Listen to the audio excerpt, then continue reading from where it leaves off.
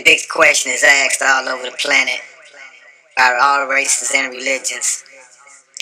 The big question is, why are we here? Why am I here? Why is it here? Why is that there? Everything and everyone on this planet is here to evolve. You got the ant trying to evolve to be the spider. The spider wants to evolve and be a scorpion. The scorpion wants to evolve to be a crab. The crab wants to evolve to be the lobster. On and forth and so forth. Now once you go through all those reincarnations, your last state of the reincarnation is to be a human. Once you become a human, there's no more evolvement. You cannot evolve beyond being a human in the physical realm. So once you reach the physical realm as a human, your next evolvement would have to be what they call the ether realm. You go from being a human not to being a monkey or a dog. You go from being a human to being a spirit, entering the etheric realm. So if you ever wonder to ask yourself, why am I here and what's it all for? You're here to evolve. You came here as a creature trying to evolve into a higher creature, a higher being. If you came here as a baby, a human, that means you have already reached the status of a human. You went through all those reincarnations of a bug. Like I said, bug wants to be, the ant wants to be the spider wants to be the scorpion wants to be the crab wants to be the lobster, the dog wants to be the monkey wants to be the man. Then once you become a man, then you must, the man wants to be the spirit. The man wants to be a soul. The man wants to be a god. So you have to ask yourself again, why am I here? Why are we here? Everything on this planet is here to evolve. Go in. Now this is going to get interesting because now you'll see that this whole hybridization thing, this whole making new bodies and taking the essence of one animal or one energy is not an old thing, and putting into another is not an old thing. I mean, not a new thing at all. It's actually a very ancient thing. So what you have going on is hidden within the mystery of the Sphinx. Okay, so now we got to talk about Elohim and Egypt. Some people love this topic. They're like, yes, finally yes, I love the Egypt stuff. And it's because what's going on with Elohim and Egypt are hidden within the riddle of the Sphinx. So they said there's this like ancient story about there's this riddle of the Sphinx. The Sphinx asks these questions, nobody's able to answer it. The Sphinx kills someone every day. And it's supposed to be that when someone solves the riddle, the immortality will bestow itself back upon humanity. Okay? Let me tell you why there's a lion man sitting in front of the pyramid. This goes, some people have to scroll all the way down to the first picture that was posted today, which shows the lion from Madagascar, the return of, what is that, Madagascar family movies. It was one of Disney's works, Return to Madagascar, where the lion's head is cut like a pentagon.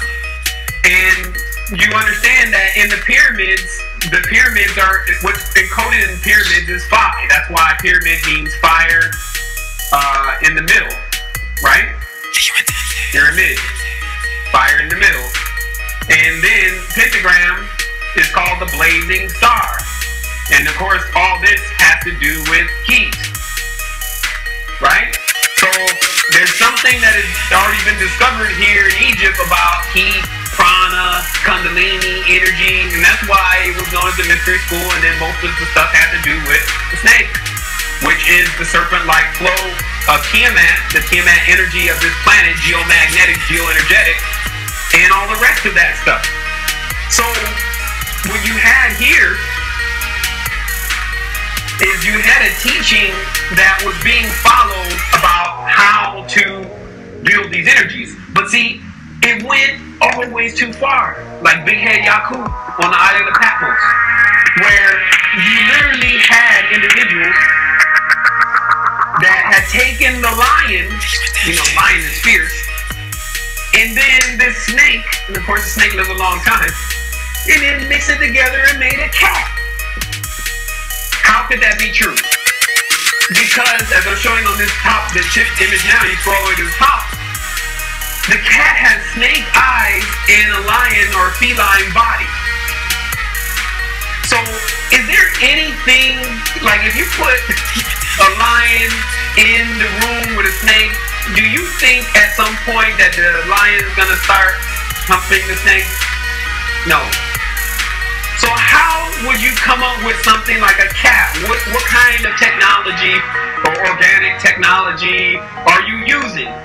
So now you get to the keys of Egypt, okay? Now, here's another occurrence to add more credit to what I'm explaining to you, because he got that from Avatar. Now you understand why they're messing with those blue lion people in Avatar, because even in Eri, or Ri, excuse me, jumping off top of here, but Ri means lion. And this is the root to the word Aryan. Okay? So how does it connect? Because if you're in Ethiopia, you understand why the Ethiopian people and the Jamaican people love each other and get along, because it's Rastafari. Let's get another word up here really briefly. Just Ra. Okay? Which has as its root Ra. Okay? We'll just put this here for a moment. For those who understand what the R sign is, which is the R sign is the pentagram. This is the secret name for the pentagram. R, when it's this way, Oob, when it's this way. You know how to draw the thing. But again, it's probably like that, yeah, extremely imperfect. Okay? Oob means corner. It is the root to the word Uber, which means witch. That does mean Ubermensch actually means super witch. Or just learned some German today. And so you understand the motivation of this movement that has been utilizing this energy in a distorted way. It means corner. This is because darkness retreats to the corner when light comes, and then when light leaves, it comes back out of the corners. It's called the corner also because on each point of this pentagram, which has a meaning, there's an angle. Meaning that they'll come at you at different angles. If you like girls and stuff like that, one side of the star. If you like church and fanaticism that doesn't make any sense, another side of the star. If you like darkness and occultness and vampirism, another side of the star. But either way, you accomplish the wheel. Them circling and squaring you. Basically, that's what they mean when we're going to square the circle. So, let's go on now. Now you'll see why. Now remember, lions are fearsome beasts. So in many essences, like when you see the pure level of raw predator, you see the lion. He's a pure carnivore. There's no vegetables in there. So many people in the world sought to identify with dangerous entities and creatures such as the lion and the snake, right? And also the eagle. In fact, the lion, the snake, and the eagle, and maybe if you could throw in an ox because of its strength, or ubu, then you had what was called the crown of the Magi. So the picture I have to source later on. But it shows you that in the crown of the Magi are these three basically apex beings. Let me see if I can pull that up really briefly for you. Alright, I'm dropping the image. So, what you had going on in the past is still going on now.